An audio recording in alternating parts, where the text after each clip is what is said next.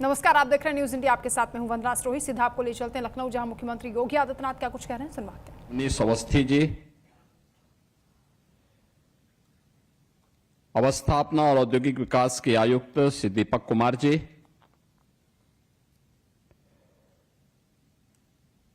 IT एवं electronics विभाग के प्रमुख सचिव श्री आलोक कुमार जी, एकेटीयू के कुलपति प्रोफेसर जेपी पांडे जी, उत्तर प्रदेश सरकार के हमारे सभी अधिकारीगण, प्रदेश के विभिन्न क्षेत्रों से आए हुए हमारे सभी यूपी के स्टार्टअप मिशन को आगे बढ़ाने वाले यूपी के सभी हमारे इनक्यूबेटर्स और इस फील्ड के सभी स्टेक होल्डर्स, उपस्थित बहन और भाइयों, मैं सबसे पहले आज के इस कार्यक्रम के अवसर पर मैं आप सबका उत्तर प्रदेश सरकार की ओर से हृदय से अभिनंदन करता हूं। मुझे प्रसन्नता है कि आज यूपी के युवाओं को हम 3 प्रकार की नई चीजें एक साथ उपलब्ध करवाने के लिए यहां पर एकत्र हुए हैं और उस क्रम में अभी आपने देखा होगा स्टार्टअप को यहां पे प्रोत्साहन फंड उपलब्ध करवाने,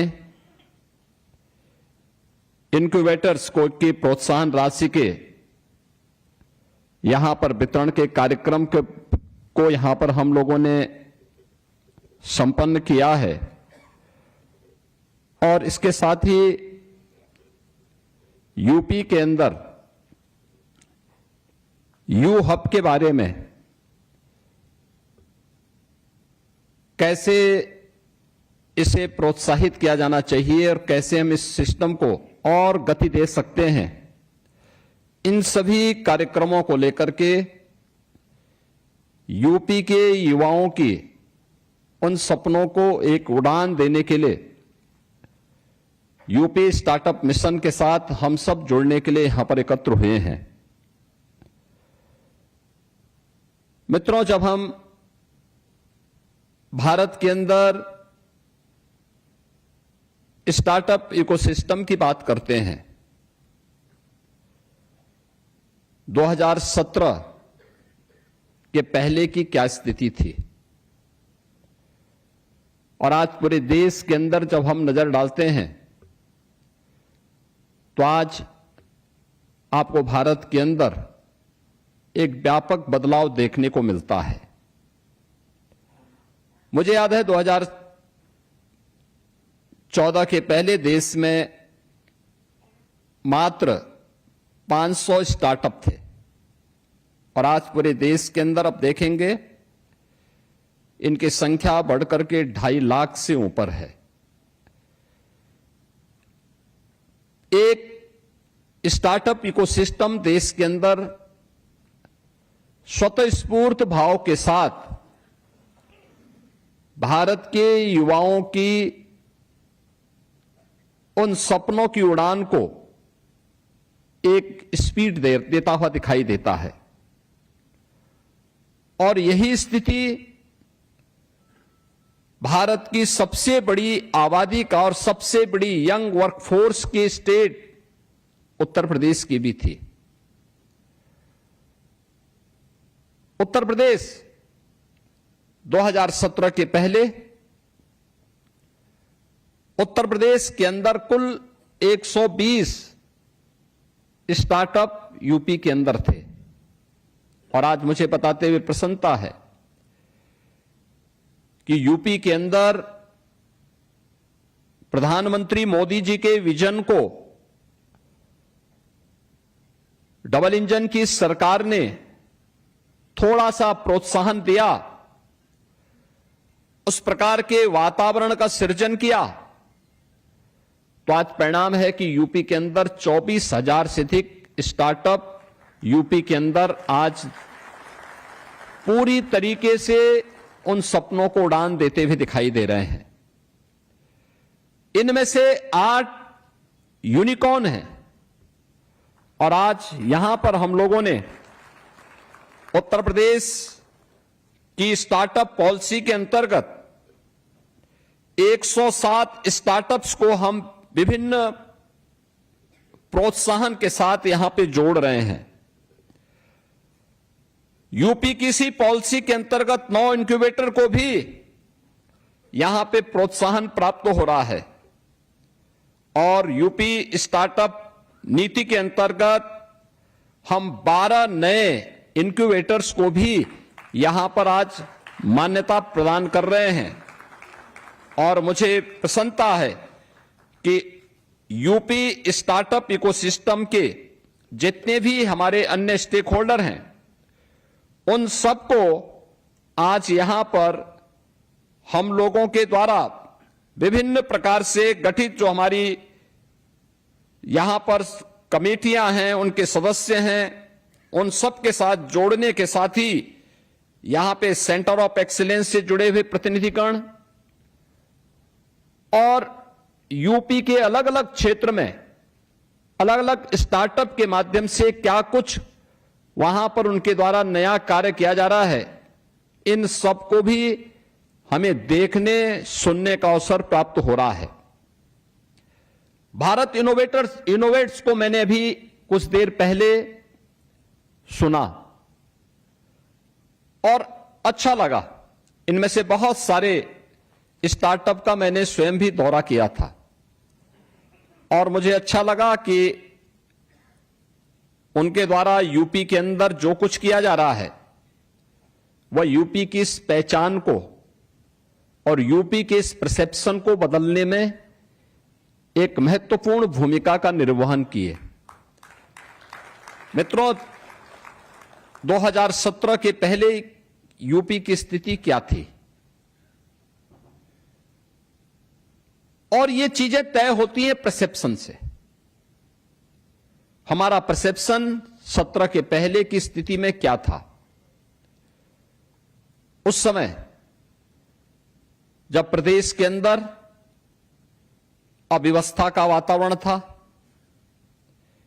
एक मान्यता चली आ रही थी, एक लंबे समय से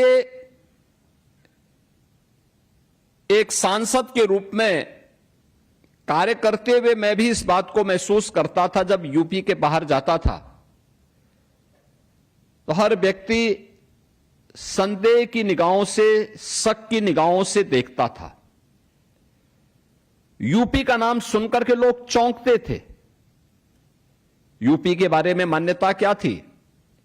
जहां से सड़कों में गड्ढे प्रारंभ हो जाए और जहां जहां सायंकाल सूर्य अस्त होने के बाद अंधकार प्रारंभ हो जाए, समझ लो यूपी का बॉर्डर आ गया। यह यूपी के बारे में एक सामान्य धारणा थी। यूपी के बारे में आम जन की मान्यता थी कि पर्व और त्योहार के पहले, उत्सव आने के पहले कोई उपद्रव प्रारंभ हो जाए, जहां स्कूल, कॉलेजेस, मार्केट महीनों महीनों बंद रहते थे, कर्फ्यू के साये में आम जन को जीने के लिए मजबूर होना पड़ता था। आप अनुमान कर सकते हैं क्या स्थिति रही होगी उस समय। यूपी के अंदर 5 वर्ष में 700 से अधिक बड़े दंगे होते हैं। कैसा माहौल रहा होगा उस समय यूपी का। और उन स्थितियों में यूपी के अंदर एम्प्लॉयमेंट की चर्चा करना, इनक्यूबेटर्स की चर्चा करना, एजुकेशन की चर्चा करना, इनोवेशन के बारे में चर्चा करना, यह अपने आप में एक सपना था। एक सपना था। ये सभी चीजें एक दूसरे के साथ जुड़ी हुई हैं, कोई अलग नहीं है। एजुकेशन हो, एम्प्लॉयमेंट हो, स्टैंड अप हो, स्टार्टअप हो, इनक्यूबेटर्स हो, इन सभी के बारे में एक इकोसिस्टम तैयार तब होता है जब उस प्रकार के परसेप्शन के साथ आम जन की मानसिकता उसके अनुरूप दिखाई दे। उस प्रकार का वातावरण बनाने के लिए हम मानसिक रूप से तैयार रहें। सरकार उस प्रकार की मानसिकता के साथ चलने वाली हो और पब्लिक का उसके साथ विश्वास जुड़ा हुआ हो। तब न पॉलिसी थी और न ही सरकार की कोई इस प्रकार के अभियान को आगे बढ़ाने की इच्छा शक्ति ही। उस समय की स्थितियां यानी बड़ी अजीब से वातावरण में लोग जीने के लिए मजबूर थे। परिणाम क्या था? अनंत संभावनाओं वाला ये प्रदेश। लोग आज भी मुझसे पूछते हैं, तमाम राजनयिक आते हैं, एम्बेसडर्स आते हैं, हाई कमिश्नर्स आते हैं, फॉरेन डेलीगेशंस आते हैं, वे मुझसे पूछते हैं 25 करोड़ की आबादी है, आपके सामने तो बहुत बड़ी चुनौती है। मैं कहता हूं नहीं, जितनी बड़ी चुनौती है उतनी ही ज्यादा संभावनाएं भी हमारे पास हैं। आपको इस बात को नोट करना चाहिए। और मैं कहता हूं कि आप जिसे कहते हैं कि ये यूपी की आबादी यूपी के लिए एक चुनौती होगी, मैं कहता हूं नहीं, ये हमारी डेमोग्राफिक डिविडेंड भी। इसको हम बेहतर तरीके से इस स्केल को स्किलिंग के साथ जोड़ते हैं तो ये हमारे लिए एक डेमोग्राफिक डिविडेंड के रूप में हम इसका उपयोग कर पाते हैं। और मुझे प्रसन्नता है कि आज दुनिया की सबसे यंग वर्कफोर्स हमारे पास यूपी के पास मौजूद है, जो प्रतिभाशाली है, जो ऊर्जावान है।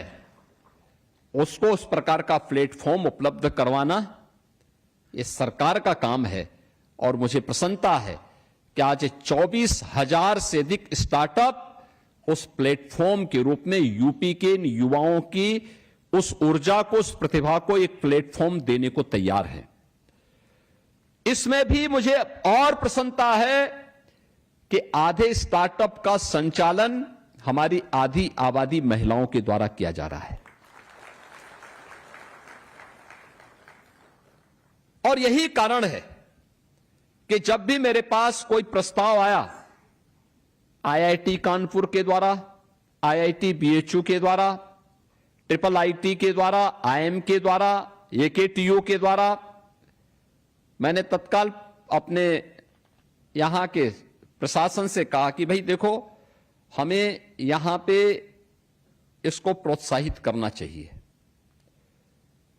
इन्हें हमें फंड उपलब्ध करवाना चाहिए, इन्हें हर प्रकार से सहयोग करना चाहिए। हमने 2019 में ही सिडबी के साथ मिलकर के फंड ऑफ फंड की व्यवस्था कर दी थी प्रदेश के अंदर इस स्टार्टअप इकोसिस्टम को प्रोत्साहित करने के लिए। मैंने तब भी कहा था कि नहीं, हमें इसको प्रोत्साहित करने के लिए हर प्रकार का सहयोग करना चाहिए। बीच के कुछ कालखंड में एक गतिरोध सा आया था, लेकिन बाद में हमने कुछ चेंजेज किए, आज उसको और तेजी के साथ आगे बढ़ाने का काम किया।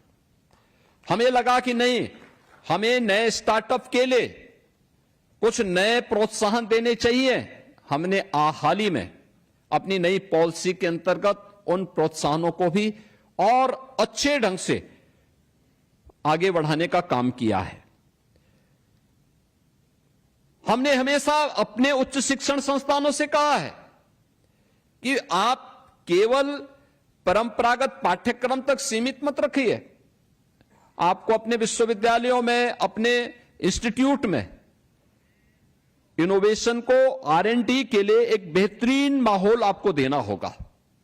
और इसके लिए मुझे प्रसन्नता है कि इस बार हमारी सरकार ने सभी विश्वविद्यालयों के लिए एक फंड अलग से उपलब्ध करवाया है, जो रिसर्च की एक्टिविटीज को वहां प्रोत्साहित कर सके, इनोवेशन को आगे बढ़ा सकें।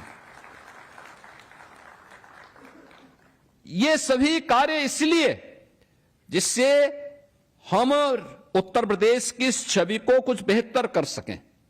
और आज मुझे प्रसन्नता है कि जो प्रयास हम लोगों ने 2017, 18, 19 में प्रारंभ किए, आज उसके परिणाम देखने को मिलते हैं। आज मुझे प्रसन्नता है कि 17 के पहले जो राज्य देश के अंदर बीमारू राज्यों की श्रेणी में गिना जाता था, बॉटम 3 में जिस उत्तर प्रदेश की गिनती होती थी।